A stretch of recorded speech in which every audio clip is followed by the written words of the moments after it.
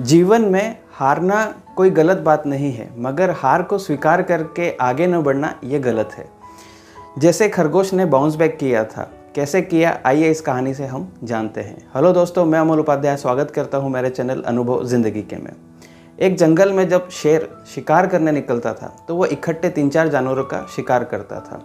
ये देखकर सारे जानवर परेशान होने लगे कि एक दिन हमारा ऐसे ही जंगल ख़त्म हो जाएगा, हम सभी जानवर मारे जाएंगे। तो उन्होंने जाकर शेर से रिक्वेस्ट किया कि आप के पास में हम रोज़ एक जानवर आपका भोजन बनकर आएंगे और आप प्रतिदिन एक जानवर को अपना भोजन बना लीजिएगा। शेर मान गया, रोज़ एक जानवर उनका भोजन बनता था।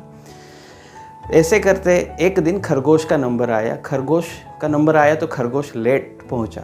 जब लेट पहुंचा तो शेर बहुत ही नाराज़ हुआ और खरगोश ने अपना लेट आने की वजह बताई कि मैं जब आ रहा था रास्ते से तो मुझे एक और शेर मिल गया था जो आपसे भी ज़्यादा खतरनाक है। यह सुनकर शेर आग बबूला हो गया। उसने कहा कि चलो पहले उसे ठिकाने लगा कर आते हैं। यह सुनकर वो खरगोश के साथ आगे चल दिया और खरगोश उसे एक कुएं के पास में लेकर गया जहाँ उसे अपनी परछाई दिखी। शेर ने उस परछाई को समझा कि यही दूसरा शेर है जो मेरी गद्दी छीन लेगा, मेरा हक छीन लेगा।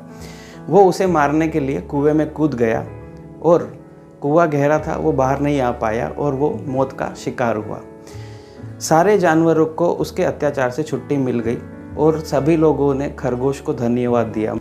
एक जानवर ने खरगोश को पूछा कि आपके पास ये आइडिया आया कहाँ से? तब खरगोश ने उसे बताया कि मैं कछुए से जब हार गया था ना, तो मुझे बहुत जिल्लत का सामना करना पड़ा था, मुझे बहुत बेइज्जती का सामना करना पड़ा था। लोग मुझे ताने देते थे, मैं काबिल होते हुए भी मुझे एक गलती की सज़ा में भुगत रहा था। मैं गिल्टी में चला गया था और मैं यही सोचकर अपने पास वाले गांव में गया था और वहाँ पे मैं रहने लगा था। वहाँ पे कुछ इंसानों को मैंने देखा और उनकी फितरत को देखकर मुझे ये आइडिया आया था।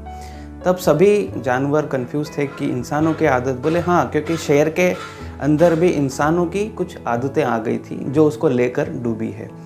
पहली आदत जो है वो है स्वार्थ की, कि चाहे कितना भी उनके पास होगा पर हमेशा वो दुखी रहेंगे। दूसरे के पास ज़्यादा कैसे है, ये उनके पास आया कहाँ से, ये उन्होंने कहाँ से हासिल किया, वो मुझसे आगे कैसे है। तो उनके अंदर स्वार्थ की भावना बहुत होती, जो भी हो वो मुझे मिल जाए। दूसरा है आलस। सबको सब कुछ चाहिए, मगर जब कुछ करने की बारी आती है तो कोई कुछ करता नहीं है। जैसे शेर आलसी हो गया था, उसे बैठे बैठे भोजन मिल रहा था। अगर कुछ दिन और उसे ऐसे ही भोजन मिलता तो वो शायद शिकार करना भी भूल जाता।